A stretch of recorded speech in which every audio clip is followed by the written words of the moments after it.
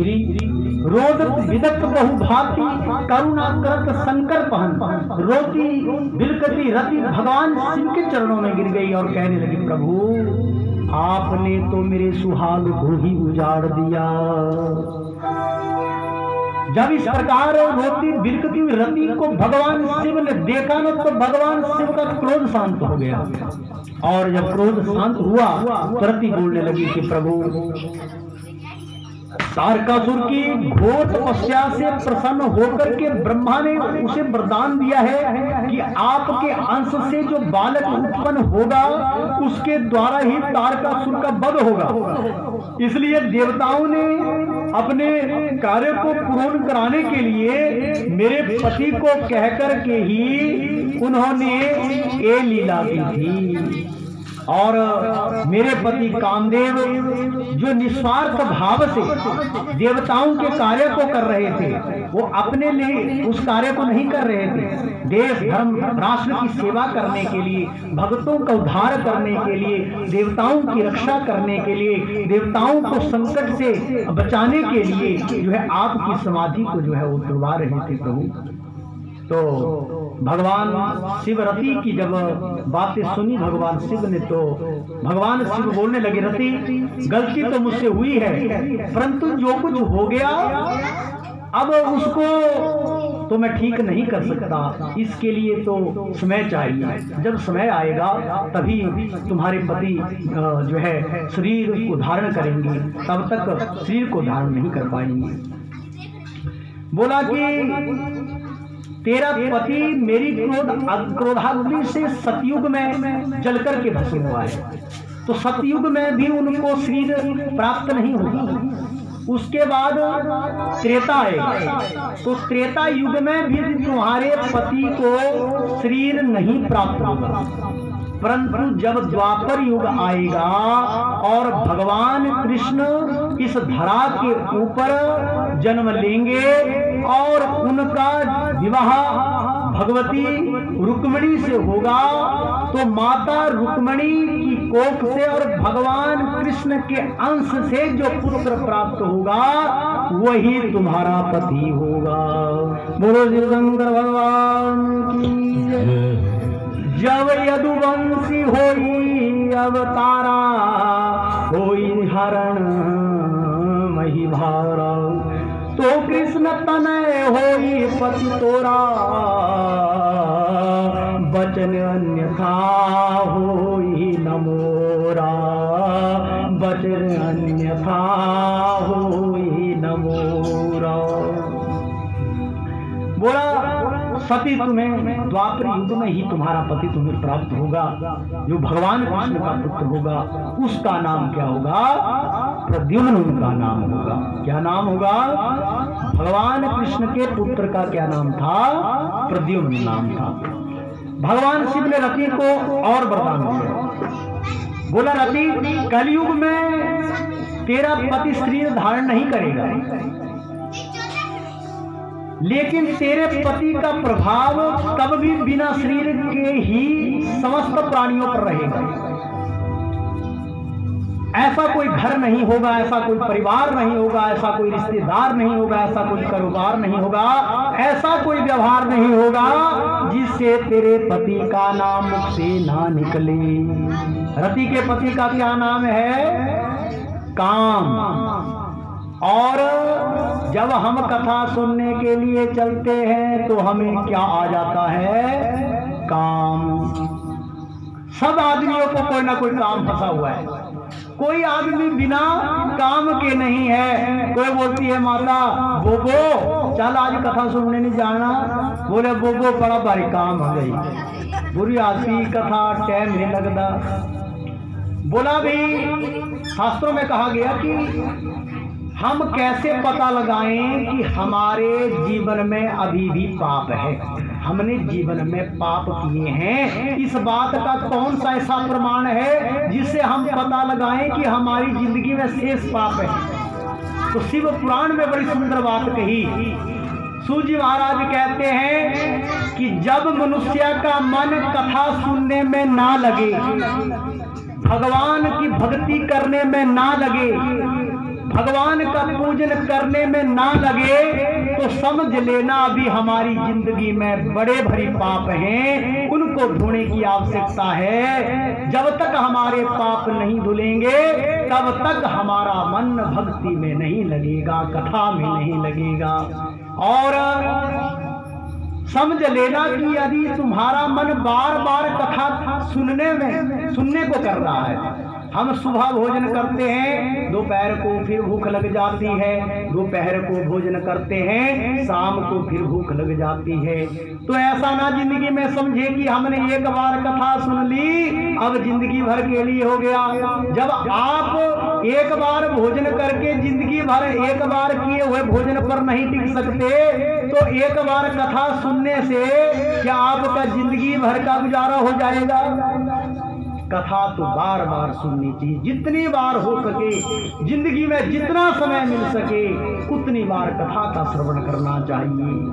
तो अब बोला कि जब जिस व्यक्ति का मन स्वतः ही कथा सुनने में लग जाए, स्वतः ही भगवान के पूजन करने में लग जाए, बार बार उसका मन तीर्थों को जाने में करे, बार बार भगवान की भक्ति में मन लगे, तो समझ लो उसकी जिंदगी में शेष पाप रहे ही नहीं है। बोलो भागवत भगवान की। इन दो बातों को अपनी जिंदगी में धारण कर लेना कि जिनका मन भक्ति में ना लगे वो सोचना कि हमारी जिंदगी में बड़े पाप भरे हुए हैं, और जिनका मन प्रभु चिंतन में स्वतः ही लग जाए तो सोच लेना कि अब मेरी जिंदगी में पाप रहे नहीं, अब आगे मैं पाप करूंगा नहीं और केवल ईश्वर चिंतन करूंगा, ईश्वर स्मरण करूंगा। इस प्रकार से अपनी जिंदगी को जो है सार्थक बनाना चाहिए। अच्छा, क्या बोला कि भाई कलयुग में ऐसा कोई घर बार नहीं होगा, ऐसा कोई परिवार नहीं होगा, ऐसा रिश्तेदार नहीं होगा कि जिसके घर में काम का प्रभाव नहीं हो। फिर तीसरे वरदान में भगवान शिव बोलने लगे कि देवी, यहां तक की कथा तो आपने सभी ने सुनी होगी कि इस प्रकार से जो है कामदेव को भस्म किया था भगवान शिव ने, परंतु ऐसा कभी सुना कि आपने कि भगवान शिव की समाधि जब कामदेव ने तोड़ी तो कामदेव कौन से वृक्ष पर बैठे हुए थे? है किसी को पता? आम के वृक्ष पर बैठे हुए थे, आम के वृक्ष पर, आम के वृक्ष पर बैठे हुए थे। जब भगवान ने अपनी क्रोधाग्नि से कामदेव को भस्म किया तो साथ में आम का वृक्ष भी जलकर भस्म हो गया। अब गलती तो कामदेव की थी, परंतु आम का वृक्ष तो बिना कुछ गलत किए ही जो है भस्म हो गया। अब भगवान शिव के मन में बड़ी ठेस थी कि मैं उसका भी उद्धार करूंगा, क्योंकि वो निर्दोष मारा गया है। सौरभ पल्लव मदन विलोका। सौरभ किसको बोलते हैं? सौरभ का मतलब है आम, सौरभ का मतलब आम, और पल्लव का मतलब है पत्ते, और मदन का मतलब है कामदेव। तभी बोला कि सौरभ पल्लव मदन विलोका। तो जब भगवान शिव की समाधि टूटी तो कामदेव आम के पत्तों के पीछे छुपे हुए थे, और तुरंत भगवान शिव की नजर जैसे ही कामदेव के ऊपर पड़ी तो भगवान शिव के तीसरे नेत्र की क्रोधाग्नि से कामदेव को भस्म कर दिया, और कामदेव के साथ साथ वह आम का पेड़ भी भस्म हो गया। अब भगवान शिव रति से बोलने लगी कि हे देवी, तेरे पति को तो मैंने वरदान दे दिया, परंतु अब कौन बचा जो निर्दोष मारा गया है आम, उसका भी मैं उद्धार करना चाहता हूं। तो भगवान शिव ने आम के वृक्ष को वरदान दिया कि संसार में पृथ्वी पर ब्रह्मा के द्वारा, मनुष्यों के द्वारा लगाए हुए अनेक वृक्ष होंगे, अनेक फल होंगे, परंतु समस्त वृक्षों का राजा आम होगा और समस्त फलों का राजा आम होगा। ये वरदान दिया। और वरदान दिया कि आम के पेड़ की जड़ औषधि का काम करेगी, और आम की जो टहनियां है जो भी व्यक्ति अपने घर में आम की समिधा से यज्ञ करेगा उस घर में मेरी पूर्ण कृपा बनी रहेगी, उस घर में धन संपत्ति की कोई कमी नहीं रहेगी। इसीलिए जब कोई आप यज्ञ हवन करवाते हैं अपने घर में तो पंडित जी क्या बोलते हैं कि आप आम की समिधा ले आओ। तो क्यों लाते हैं? यही वो रहस्य छुपा हुआ है। भगवान शिव ने आम के वृक्ष को वरदान दिया है कि आम की समिधा से जो अपने घर में यज्ञ करेगा, हवन करेगा, उसके घर में मेरी पूर्ण कृपा हमेशा बरसती रहेगी और उस घर में कभी किसी प्रकार का टोना टोटका, जादू टोना इत्यादि कभी नहीं होगा और उसके घर में धन संपत्ति की कमी नहीं रहेगी। और एक वरदान दिया और कि इसी वृक्ष की टहनी के पत्ते तोड़ करके जो यज्ञ अनुष्ठान इत्यादि प्रारंभ होंगे, जो कलश वहां पर स्थापित होगा, उस कलश में आम की पत्तों की टहनी डाल करके जो कलश की स्थापना करेगा और उस पर नारियल रखेगा।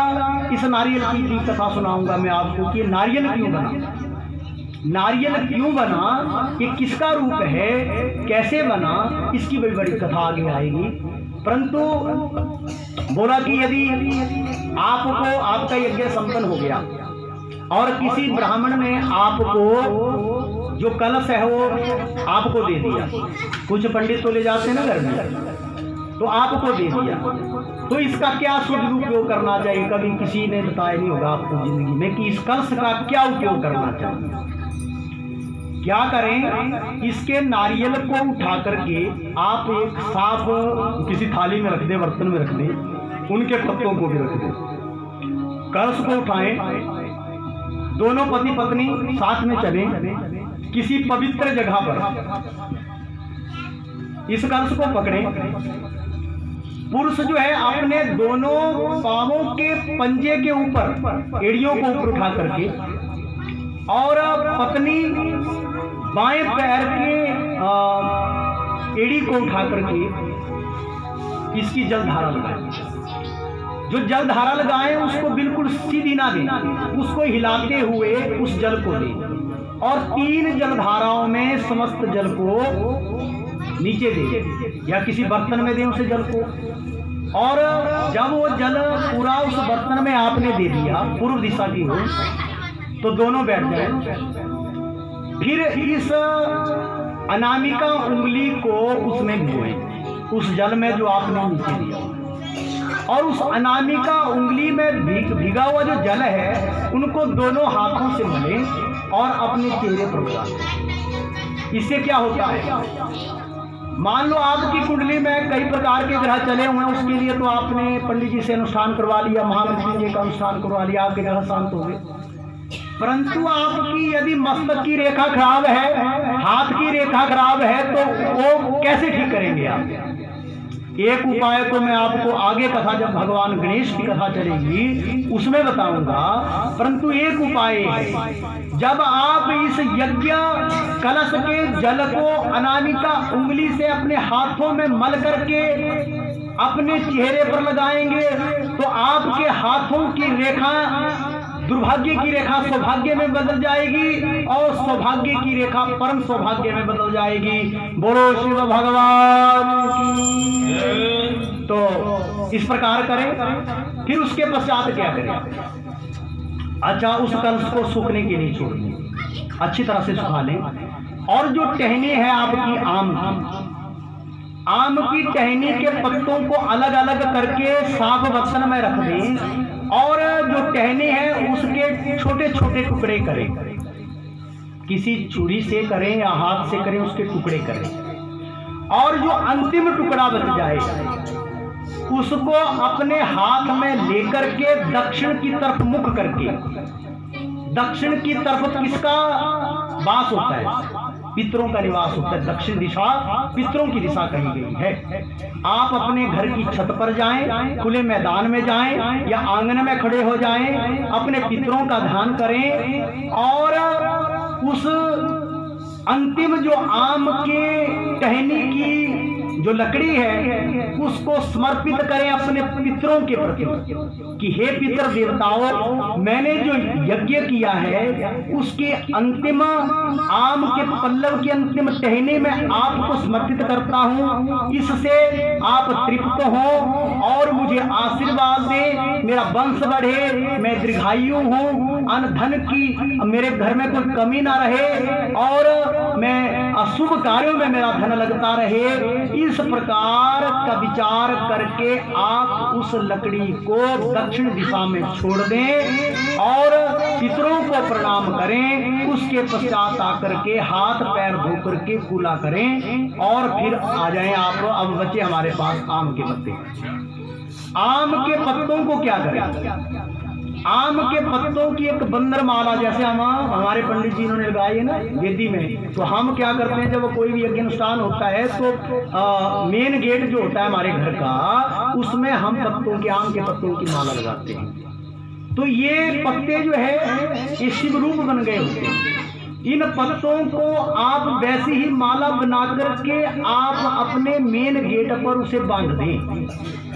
आप देखना चमत्कार होगा, आपके घर में कभी कलह क्लेश नहीं होगा, आपके घर में सुख समृद्धि होगी और दरिद्रता नष्ट हो जाएगी। ईश्वर की पूर्ण कृपा आपके घर पर बनी रहेगी। ये बात करके देखना आपने। और ये कलश जब सूख जाए तो क्या करना, नारियल को भी संभाल के रख दें और कलश सूख जाए तो उसमें गेहूं से भरे उस कलश को या तो पूजा कक्ष के ईशान कोण में रख दें। ईशान कोण भगवान शिव का कोण माना गया है, भगवान शिव का स्थान ईशान कोण में होता है।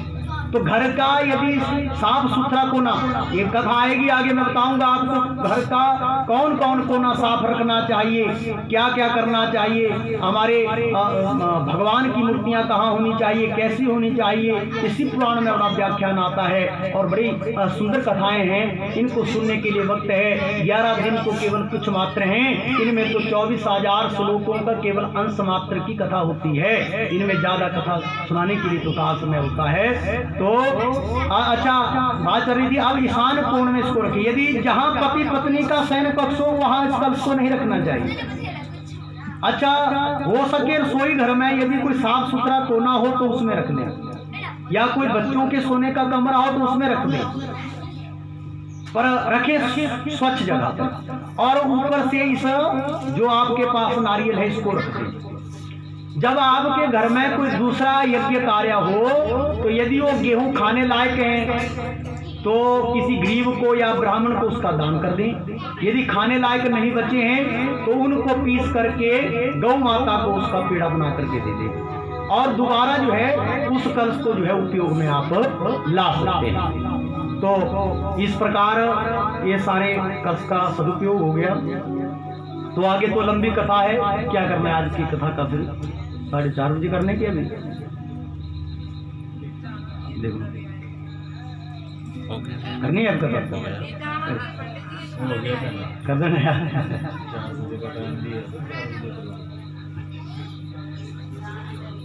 चलो आपको आज कुछ उधर भोजन की व्यवस्था, नाचना गाना भी होगा, पर इससे जरूरी काम नहीं हो सकता दुनिया में कोई नहीं।